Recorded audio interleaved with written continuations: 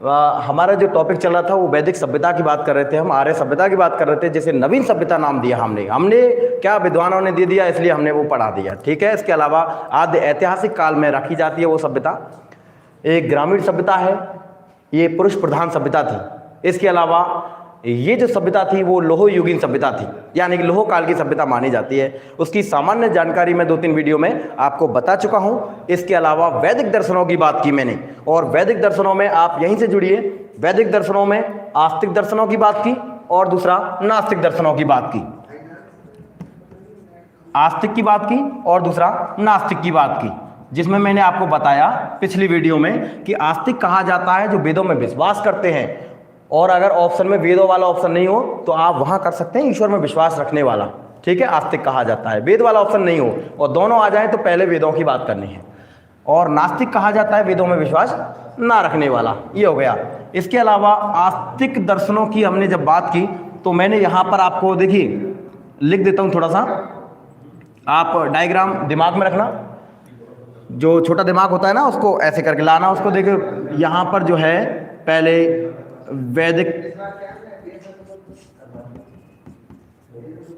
वैदिक साहित्य, इसके अलावा दूसरा यहाँ पर मैंने आपको वेदांग बता दिया, तीसरा मैंने जो बताया आपको वो षड दर्शन बता दिया। षड दर्शन ये भी 6 हैं, ये 6 हैं और ये 4 बताए आपको, ठीक है। यहाँ पर मैंने आपको बता दिया एक संहिता का नाम लिया था यहाँ, ठीक है। फिर ब्राह्मण ग्रंथ बताए, फिर उसके बाद आरण्यक और उपनिषद की बात कर ली। लेकिन आज हम जो बात करने वाले हैं वो नास्तिक दर्शनों की बात करने वाले हैं, ठीक है। सभी को राम राम भाई, और बहुत बढ़िया, बिल्कुल लवकुश जी आप पूछ सकते हैं, कोई भी क्वेश्चन जो आपके मन में आए वो पूछो टॉपिक से संबंधित। हालांकि टॉपिक से संबंधित इसलिए कह रहा हूँ जिससे कि टाइम वेस्ट ना हो आपका, ठीक है। बाकी का तो कल जैसे आपने पूछा लाल किले वाल किले वो तो चलेंगे ही, अभी टॉपिक आएंगे तो समझदार हैं आप, सीढ़ी बाई सीढ़ी चढ़ते जाएंगे। Sapna Sharma ji very good evening, Anjali Sharma ji जय श्री कृष्णा, शंकर लाल जी आप भी आ गए, दिलीप कुमार जी नमस्कार, मुकेश जी नमस्ते, हाँ हेमंत सर नमस्कार, आप भी बहुत शानदार हैं। चलिए आप तो गुरु हैं अंग्रेजी के। चलिए देखिए मैंने कहा वैदिक दर्शनों की आस्तिक दर्शन बात ना करके आज हम बात करने वाले हैं नास्तिक दर्शन की। अब नास्तिक दर्शनों में बात करते हैं जो वेदों में विश्वास नहीं रखते हैं। अब ऐसे कौन कौन है भाई, तो देखिए ऐसे कौन कौन से हैं, तो यहां पर बात करने वाले हैं हम, जैसे आजीवक संप्रदाय, आजीवक संप्रदाय इसकी बात कर लेंगे साहब, ये संप्रदाय है। इसके अलावा हम यहीं पर बात करेंगे जो वेदों में विश्वास नहीं रखते हैं, बौद्ध धर्म की बात कर लेते हैं। बौद्ध धर्म, ठीक है, ये भी वेदों में विश्वास नहीं रखते हैं साहब। इसके अलावा जैन धर्म की यही बात कर लेते हैं हम। मैं आपसे क्वेश्चन फिर पूछने वाला हूं, बिल्कुल छोटे छोटे क्वेश्चन पूछने वाला हूं, चिलुआ जो बोलो ना चिलिया, ऐसे क्वेश्चन पूछने वाला हूं मैं आपसे और आप तुरंत बताओगे। इसके अलावा देखिए और अगर बात करते हैं तो यहीं पर चारवाक धर्म की बात कर लेते हैं, ठीक है। ये जो है नास्तिक दर्शन है अपने। अब देखिए यहां से क्वेश्चन कैसे पुटअप होगा आपके लिए। आजीवक संप्रदाय नास्तिक है सब, बौद्ध धर्म ये भी नास्तिक है, जैन धर्म ये भी नास्तिक है और चारवाक धर्म ये भी नास्तिक है।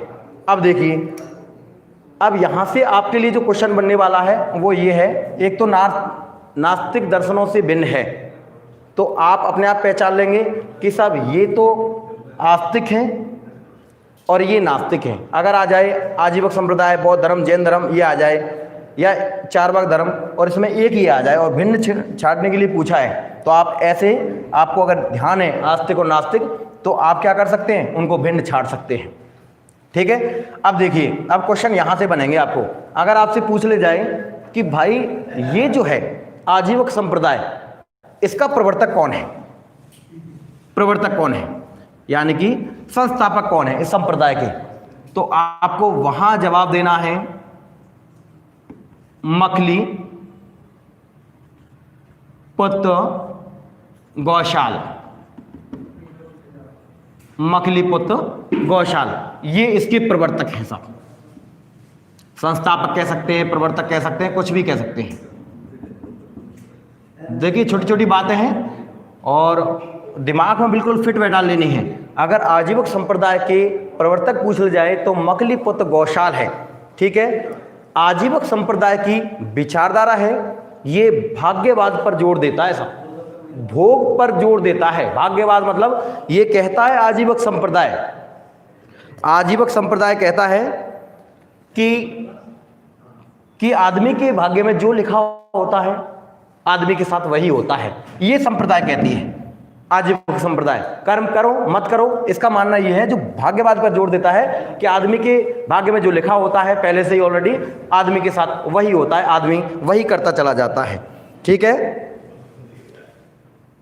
लवकुश जी ठहरिए ना, डांट खाओ भैया, सबरते खाओ, ठीक है।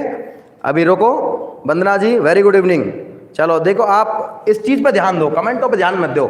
जब मैं आपसे पूछूं तब आप कमेंट बॉक्स का यूज़ करो, ठीक है। मैंने कहा आजीवक संप्रदाय जो है उसका अगर संस्थापक प्रवर्तक पूछ ले जाए तो मखलीपुत्र गौशाल है और इसकी विचारधारा है, ये भाग्यवाद पर जोर देता है। आदमी के भाग्य में जो लिखा होता है आदमी के साथ वही होता है।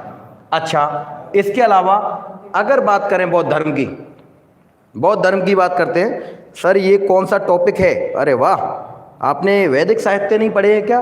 और वैदिक साहित्य के अंतर्गत वैदिक दर्शनों की बात कर रहा हूं मैं, वैदिक सभ्यता चल रही है टॉपिक। आपने पिछली वीडियो नहीं देखी है इसलिए आपने ये क्वेश्चन किया है, ठीक है। आप चैनल पे जाके परोपकार शिक्षा मंच जो चैनल है, परोपकार शिक्षा मंच जो चैनल है उस पर प्लेलिस्ट में जाना और इतिहास जो है, इतिहास की वीडियो में आपको वैदिक सभ्यता की वीडियो मिल जाएंगी आपको, ठीक है।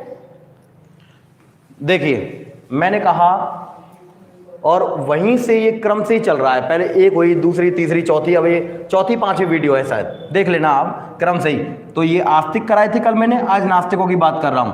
इसके अलावा अगर आपसे बौद्ध धर्म का संस्थापक पूछ ले जाते, बहुत इजी क्वेश्चन है, बहुत इजी क्वेश्चन है, बहुत इजी क्वेश्चन है। बौद्ध धर्म का संस्थापक है महात्मा बुद्ध, ठीक है साहब। ये पुलिस, पटवारी, रेलवे जैसी परीक्षा में खूब पूछा जा सकता है साहब, और खूब जाता है पूछा। महात्मा बुद्ध है। और ऊंचे लेवल की तैयारी करने वाले स्टूडेंटों के लिए तो बच्चा क्वेश्चन है ये, ठीक है। तो ये बौद्ध धर्म का संस्थापक महात्मा बुद्ध है। अच्छा, इसके अलावा जैन धर्म का संस्थापक पूछ ले जाए तो साहब, जैन धर्म का संस्थापक, ये भी बच्चा क्वेश्चन है। जैन धर्म का संस्थापक, चलिए मैं बता देता हूं। हाँ वंदना मीना जी, ये महात्मा बुद्ध हो गया। मैंने कहा बिल्कुल, रीना फौजदार जी कह रही हैं महावीर स्वामी हैं। और किसी का कोई जवाब है भाई? देखो बहुत सरल क्वेश्चन पूछा है, बहुत सरल क्वेश्चन पूछा है मैंने। हाँ गुंडवा गुर्जर जी, वाकई में आपकी जीके बहुत सॉलिड है। हाँ जवाब आ चुका है भाई, बिल्कुल। कवि योगी जी, ऋषभ देव आदिनाथ, बिल्कुल बहुत बढ़िया। वंदना मीना जी, अभी देखिए मैं दूसरा क्वेश्चन आगे, मैं भाई परीक्षा का स्ट्रेस मानता हूं बहुत ज़्यादा हाई लेवल का होता है, तो वहाँ आते हुए क्वेश्चन गलत हो जाते हैं। यहाँ तो बस आपको ध्यान रखना है जो आपने पहले पढ़ा है ना, वही। जैन धर्म का जो संस्थापक है, संस्थापक वो तो ऋषभदेव है, ऋषभदेव, या हम उसको आदिनाथ कह सकते हैं, आदिनाथ कह सकते हैं। इसके अलावा अगर वास्तविक शब्द जुड़ जाए, वास्तविक संस्थापक, तो आपको वहां महावीर स्वामी करना है। क्या करना है? महावीर स्वामी करना है। अभी ध्यान रखना है, अगर जैन धर्म का संस्थापक पूछ ले जाए, सपना शर्मा जी, ऋषभदेव, हाँ जैन धर्म का संस्थापक, देखिए बच्चा क्वेश्चन तो था। और वंदना मीना जी, आप तो शिक्षक भर्ती की तैयारी कर रहे हैं आई थिंक, तो गलत हो गया ना आपका, कोई बात नहीं। अभी देखिए ध्यान दीजिए, जल्दबाजी में कोई फैसला नहीं लेना है। जैन धर्म का संस्थापक ऋषभदेव है, उसे आदिनाथ भी कहा जाता है, ठीक है। लेकिन वास्तविक संस्थापक पूछ ले जाए तो आपको महावीर स्वामी का नाम लेना है, महावीर स्वामी का नाम लेना है, ठीक है। हाँ रीना फौजदार जी बहुत बढ़िया, ठीक है। अब समझ में आ गई। अच्छा, चारवाक धर्म का पूछ ले जाए तो ज्यादा दिमाग ही नहीं लगाना है, उसके ही नाम से ही इसका नाम लिया जाता है, चारवाक ही ऐसा, ठीक है। और इस धर्म की विचारधारा है कि खाओ पियो मस्त रहो। जैसे अंग्रेज लोग हैं ना, ज्यादातर इंद्रियों पर वो रखते हैं कि यार इंद्रियां खुश रहनी चाहिए, शारीरिक यानी कि शरीर जो है वो खुश रहना चाहिए। ऐसे ये धर्म कहता है मस्त रहो। वो आपने कार्ल मार्क्स का एक कथन सुना होगा ना कि जब तक जियो खुशी से जियो, कर्ज करके भी घी पियो। ये कहता है मस्त रहो, खाओ पियो और मस्त रहो, ये इसके अंतर्गत आता है। ये कहता है कि भाग्य में जो लिखा होता है वही होता है। और ये क्या कहते हैं सब, ये दोनों धर्म ये निवृत्ति मार्गी हैं दोनों, ये दोनों निवृत्ति मार्गी हैं, यानी कि सांसारिक वस्तुओं के प्रति विरक्ति का भाव है, अलगाव का भाव है इन दोनों का, इन दोनों का। ये दोनों ही नास्तिक हैं, वेदों में विश्वास नहीं रखते हैं। इसके अलावा ये दोनों अनीश्वरवादी हैं। एक शब्द दे रहा हूं मैं, ये दोनों जो हैं अनीश्वरवादी हैं।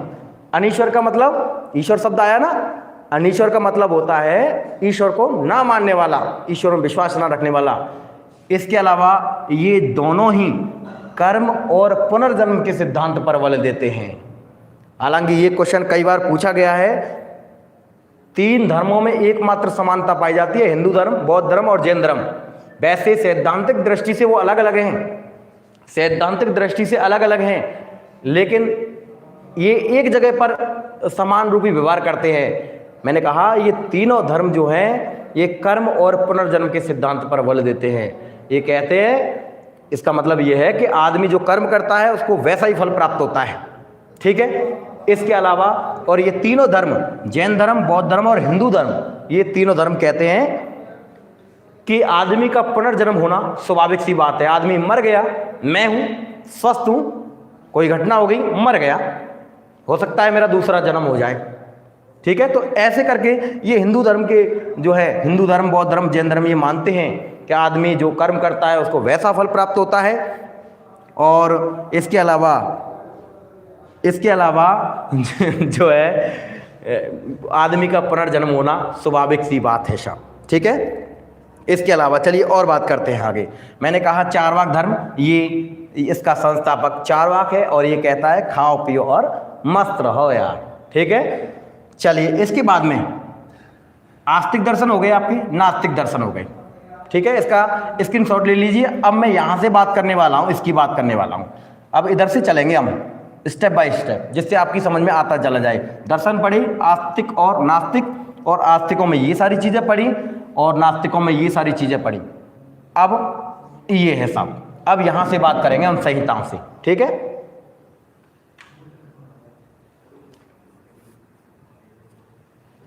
जल्दी से हाँ बिल्कुल, बड़ा लिखूंगा, अब बड़ा लिखूंगा। चलो मैं इसको मिटा देता हूं, स्क्रीनशॉट ले लिया होगा आपने।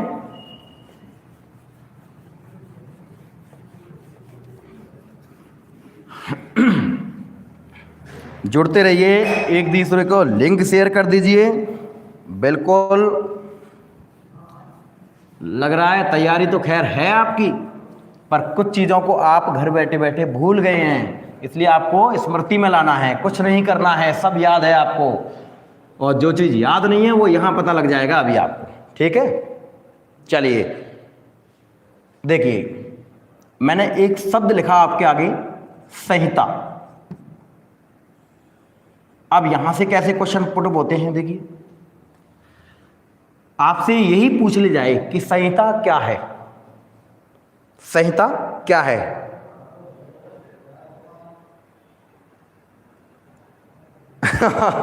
अरे भाई नई शर्ट नहीं है, ये वर्षों पुरानी है, ऐसे ही चमकती रहती है, सदाबहार शर्ट है ये। चलिए यहां आ जाओ आप। मैंने कहा संहिता जो है किसे कहा जाता है, किसी को पता है? मंत्रों का समूह। गुंडवा गुर्जर जी कह रहे हैं मंत्रों का समूह। और किसी का कोई जवाब? हाँ, थोड़ा टच में पहुंच गए हैं आप, ठीक है। रीना फौजदार जी, वेदों का सार, यानी कि सार का मतलब निष्कर्ष। और किसी का कोई जवाब? कुछ नहीं करना है, आता है तो दे दीजिए। बिल्कुल राकेश कुमार जी, राम राम। चलो कोई बात नहीं, फिर मैं देता हूं। चलो, संकलन देखिए, और कुछ, चलिए मैं बता देता हूं। संहिता कहते हैं, इसका जो अर्थ निकलता है संहिता का, वो होता है चारों वेदों का संग्रह। चारों वेदों का संग्रह क्या कहलाता है? संहिता कहलाता है। सटीक जवाब है। अगर भाई दबे कभी आ जाए, बिल्कुल चंद्रकांत अंबे जी, गुड जॉब। अरे भैया आप आगे, धन्य हो गए हम तो। वेदों का सार, सपना, बिल्कुल बिल्कुल। चलो देखिए, मैंने कहा अगर संहिता का अर्थ कभी आपसे पूछ ले जाए कि संहिता कहते किसको है, क्या अर्थ है इसका, शाब्दिक अर्थ क्या है, तो फिर आपको वहां करना है वेदों का संग्रह। क्या कहलाता है? संहिता कहलाता है। इन संहिताओं में जो देवताओं की जो मंत्र गाए जाते थे, उन देवताओं की स्तुति के लिए मंत्रों का संकलन किया गया है ना। लेकिन अर्थ अगर पूछ ले जाए, आपका कहीं तक टच में सवाल जवाब जो है सही है, लेकिन अभी आपको ये अर्थ देना है कि चारों वेदों का समूह, चारों वेदों का संग्रह क्या कहलाता है? संहिता कहलाता है। लेकिन अगर आपसे दूसरा क्वेश्चन ये पूछ ले जाए कि भाई ये संहिताओं में मुख्य क्या चीज है, क्या है मुख्य, किसकी बात करते हैं, तो यहां कर्म की बात करते हैं, यानी कि कर्म कांड की बात करते हैं। कर्म कांड की बात कर देते हैं साहब। किसकी? कर्म कांड की बात करते हैं यहां। लेकिन अगर और ज्यादा पूछ ले जाए आपसे, अर्थ पूछ ले जाए, फिर मुख्य पूछ ले जाए कि मुख्य क्या चीज है, या फिर ये आपसे ये पूछ ले जाए कि इनकी शैली कैसी है साहब, क्या है शैली, तो देखिए इसकी शैली है पद शैली है। हालांकि एक वेद जो है गद्य और पद दोनों में रचा गया है, मैं आपको बताऊंगा अभी तुरंत ही। लेकिन इनकी अगर शैली, मुख्य रूप से शैली पूछ ले जाए तो पद है।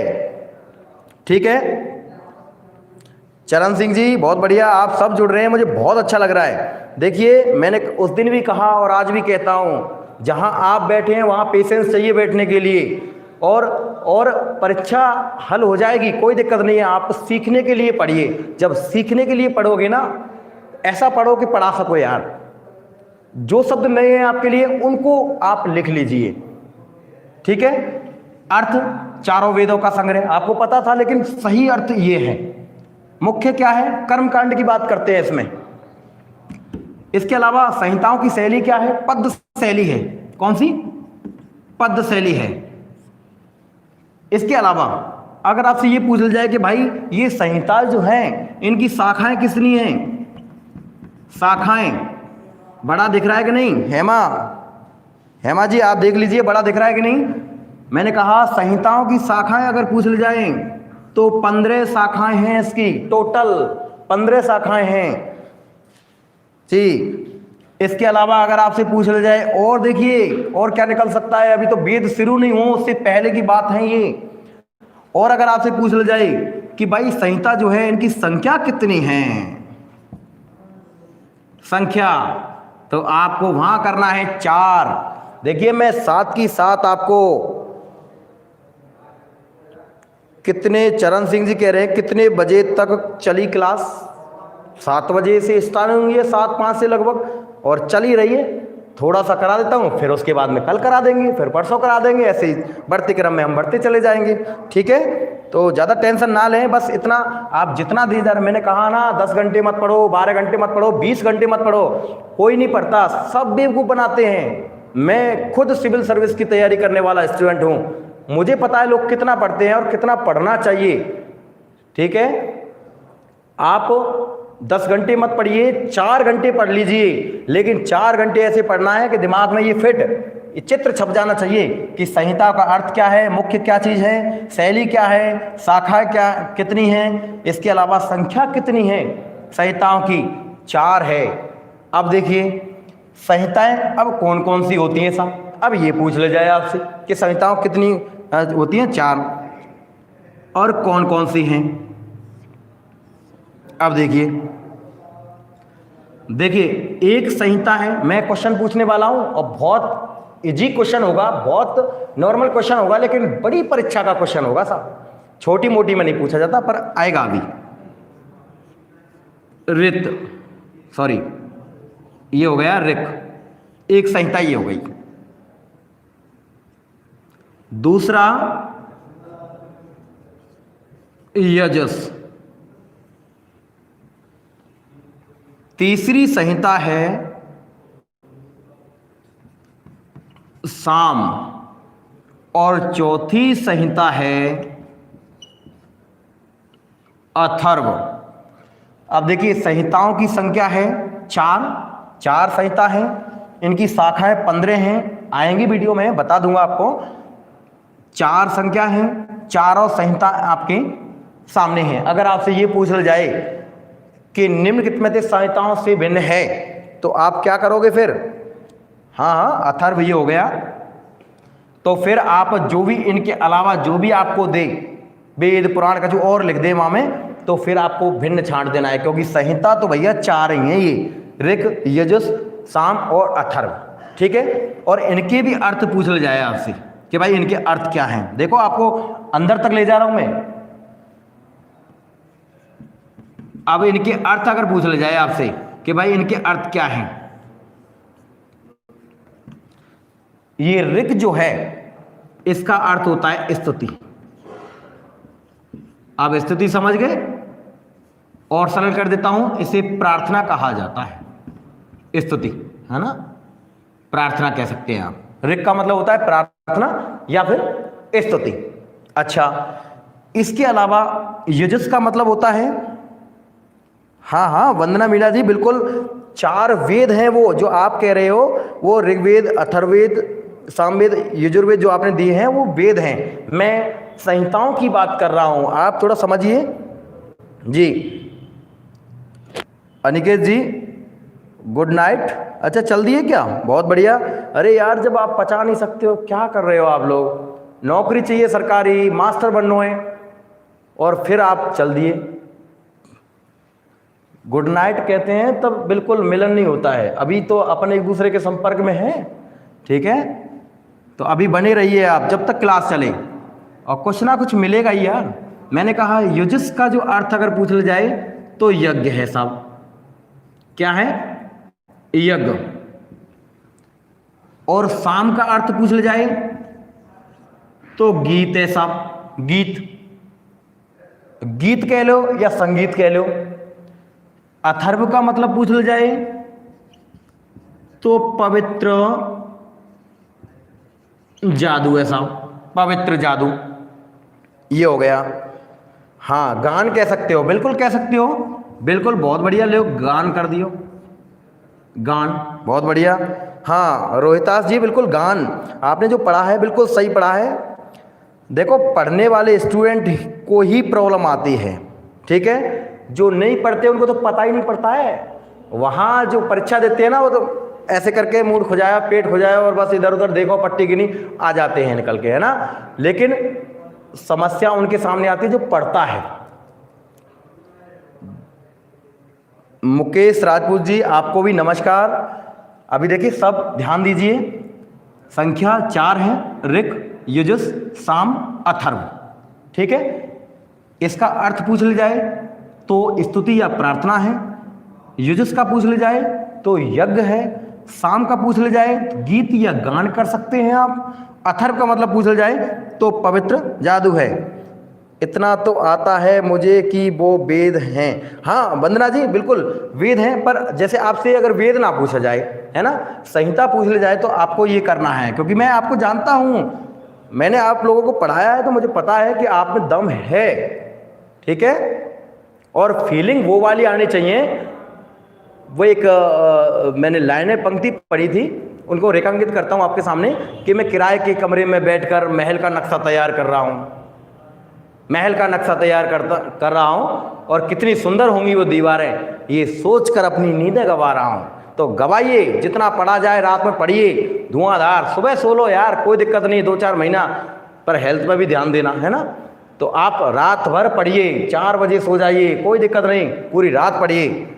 और वो पढ़ा हुआ आपका जो फरवरी मार्च में जो परीक्षाएं होंगी ना आपकी, जो भी हैं, उनमें काम आएगा पड़ा हुआ सब।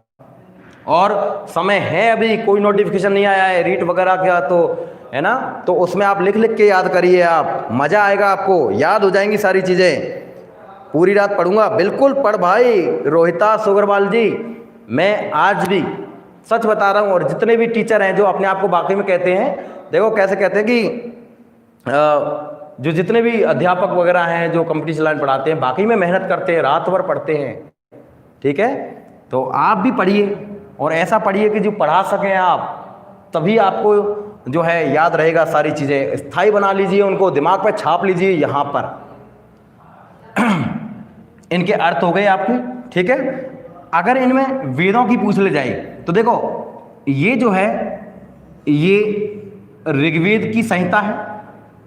अब इस तरीके से क्वेश्चन, ये यजुर्वेद की जो है संहिता है, ये सामवेद की संहिता है, और ये जो है अथर्ववेद की संहिता है। कोई दिक्कत नहीं है यहाँ तक। संख्याएं 4 हैं, पुनः दोहरा देता हूँ। इसका अर्थ हुआ चारों वेदों का संग्रह या समूह।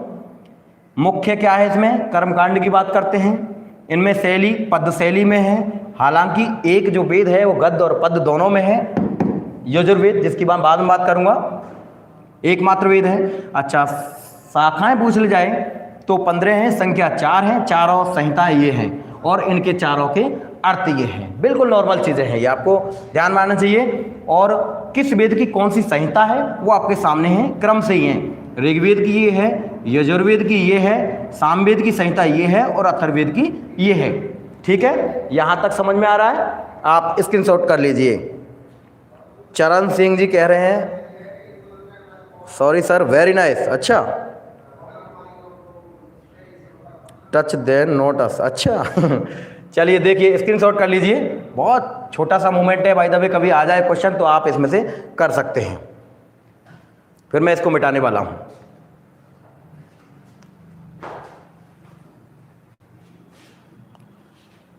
कर लिया, चलो बहुत बढ़िया। चलो मैं यहीं से क्वेश्चन पूछ लेता हूं आपसे, जो मैं क्वेश्चन पूछने वाला हूं।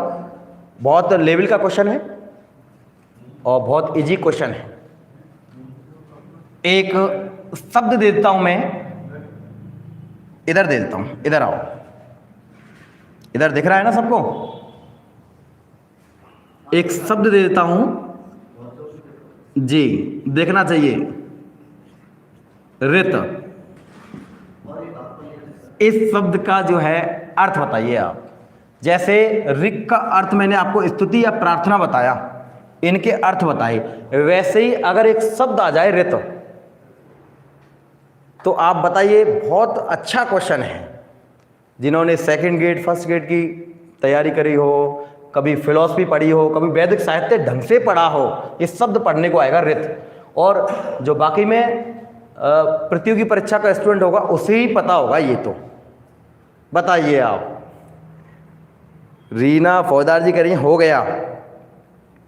ऋत का अर्थ पूछा है मैंने, दमे तो बताओ सब लोग, बहुत अच्छा लगेगा मुझे, मजा आ जाएगा एक बार। नैतिक नियम, प्राकृतिक नियम, हाँ रीना फौजदार जी बिल्कुल टच में पहुंच गई आप, बिल्कुल। और कुछ, और किसी का कोई जवाब? भाई गुंडवा गुर्जर जी कह रहे हैं नैतिक नियम, अच्छा बिल्कुल टच में पहुंच रहे हैं आप। अनिकेत जी मिले जुले, मिले जुले मतलब आचरण व्यवस्था, रीना फौजदार जी आचरण व्यवस्था, जगत व्यवस्था, हाँ आप तो पहुंच रही हैं, लेकिन और भाई मुकेश जी, रोहितास जी, और कहाँ गए भाई? वंदना जी आप भी बताइए, बताइए भाई। I have wait your message comments. जी सुनील चौधरी जी, दिलीप सिंह, चंद्रकांत भैया आप भी बताइए, गुंडवा गुर्जर जी, राकेश कुमार, जितने भी लोग जुड़ रहे हैं, सपना जी, सब कर्मयोगी जी कहाँ गए? राहुल गुर्जर जी, हाँ आई एम प्रेजेंट, बिल्कुल बिल्कुल हाजिरी लग रही है, बहुत बढ़िया। चरण सिंह जी कह रहे हैं स्थान है, इसका अर्थ है। मैंने इसका अर्थ पूछा है, इसका अर्थ क्या होता है? ये पूछा है मैंने, ये बताओ इसका अर्थ क्या होता है। वंदना मीना जी सत्य है, चलो सत्य है। मैं मान रहा हूं कि ये जो है तुम टच में पहुंच रहे हो, सब टच में पहुंच रहे हो, लेकिन एक जो होना चाहिए, जैसे कि अभी रीना फौजदार जी ने कहा कि बिल्कुल नैतिक नियम, प्राकृतिक नियम, बहुत सटीक पहुंच गई वो। हाँ अब मैं बताता हूं आपको, देखिए चलो ज़्यादा समय ना लेते हुए मैं बताऊं। ऋत का जो मतलब होता है, देखो परिभाषा के तौर पे समझना है, ये ब्रह्मांड जो है, ये ब्रह्मांड, ये संपूर्ण ब्रह्मांड जो है, संपूर्ण ब्रह्मांड की जो शाश्वत नैतिक व्यवस्था जो है, जिससे ये ब्रह्मांड चलायमान है, उसे ऋत कहा जाता है ना। उस नैतिक व्यवस्था को क्या कहा जाता है, ऋत कहा जाता है। आप सब लोग टच में पहुंच गए, बहुत अच्छा लगा, मुझे बहुत अच्छा लगा। देखिए मैं फिर बता देता हूं, ब्रह्मांड की शाश्वत और नैतिक व्यवस्था जिससे ये सारी चीजें चल रही हैं अपने आप, उसे, उस नैतिक व्यवस्था को ऋत कहा जाता है, ऋत कहा जाता है। सूर्य है शाश्वत है, चंद्रमा है शाश्वत है, उल्का पिंड हैं, सब ग्रह नक्षत्र हैं, सब शाश्वत हैं। जब तक पृथ्वी रहेगी, जब तक पृथ्वी रहेगी तब तक ये रहेंगे। तो ये क्या है, शाश्वत है। और ब्रह्मांड के शाश्वत और नैतिक व्यवस्था को जो अपने आप चल रही है उसे ही ऋत कहा जाता है। ये आपको पढ़ने को मिलेगा, जब आप फिलॉसफी वगैरह और पढ़ेंगे ना, तब विस्तार से पढ़ने को मिलेगा। कभी ऐसा चांस मिले तो इसको और विस्तार से रिफाइन करके बताऊंगा। चलिए एक दूसरा शब्द और लेता हूं मैं। बहुत बढ़िया जवाब दिया आप लोगों ने भाई। लाइव का यही तो मतलब होता है कि मैं जो पूछ रहा हूं तुरंत जवाब दीजिए। राहुल गुर्जर जी तुम हो, अच्छा मैं धरती रहेगी तब तक रहूंगा। चलो एक शब्द और पूछ लेता हूं, ऋण। बताइए ऋण, ऋक बताया,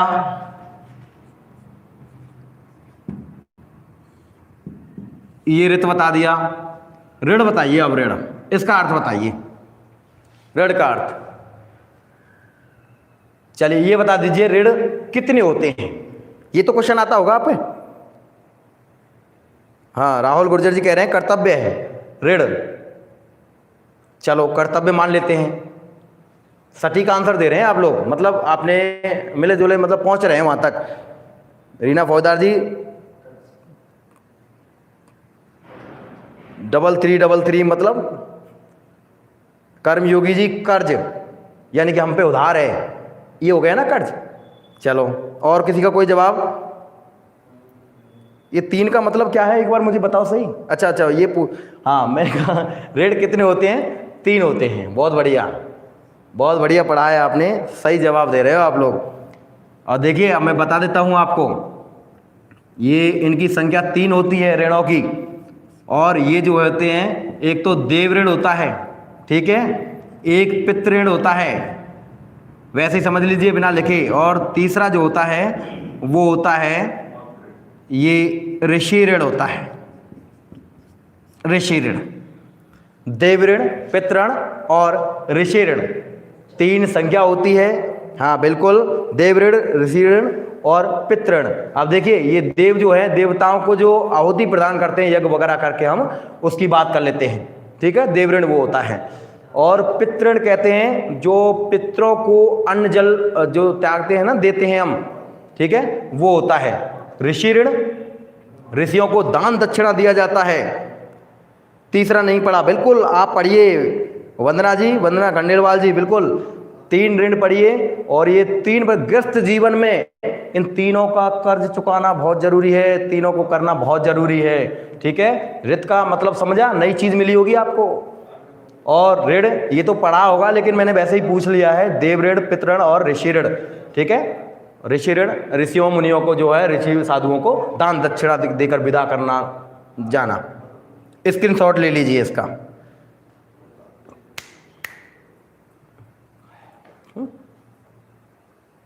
चलिए हाँ देखिए, अब जैसे आपने नास्तिक दर्शन पढ़े, संहिताओं की स्टार्टिंग कर ली। अब संहिताओं की मैंने कहा संख्या 4 है, और 4 ही इसके अब वेद आ जाएंगे। क्या आ जाएंगे? वेद आ जाएंगे अब। और वेद 4 हैं, ठीक है। अब वेदों की बात करेंगे। अब हम जो अगले वीडियो में बात करेंगे ना, अगले समय बात करेंगे, वो ये बात करेंगे वेद वाली। अब वेदों की जो है क्लास चलेगी आपको, ठीक है। और आप जुड़े रहिए, बहुत बढ़िया लगता है मुझे कि आप जो जुड़ रहे हैं, बहुत अच्छा लग रहा है। सीखने के लिए पढ़िए आप, सीखने के लिए, क्योंकि आदमी जब तक जीवित रहता है सीखता ही रहता है, और जो सीखता रहता है वही इंसान है सही में तो, ठीक है। और ये जंग है, इसकी जारी रखिए। और जिस आदमी ने जीवन में संघर्ष नहीं किया उसका जीवन व्यर्थ है। आप संघर्ष करिए, लेकिन किताबों से, किताबों को एक हमराही बना लीजिए, ठीक है। और ऐसे होना चाहिए कि जब तक सीने पर रखना लेना तब तक नींद नहीं आनी चाहिए। ऐसा बना लीजिए, ऐसा लगाव लगा लीजिए उन किताबों से। मेरी ज़िंदगी में सिवाय किताब ही किताब है, उन किताबों के अलावा कुछ नहीं है, ठीक है। ये किताब ही किताब होने चाहिए। और इसका स्क्रीनशॉट कर लीजिए और मिलते हैं अपन अगले वीडियो में, ठीक है। तब तक के लिए धन्यवाद, नमस्कार, जय हिंद, जय भारत।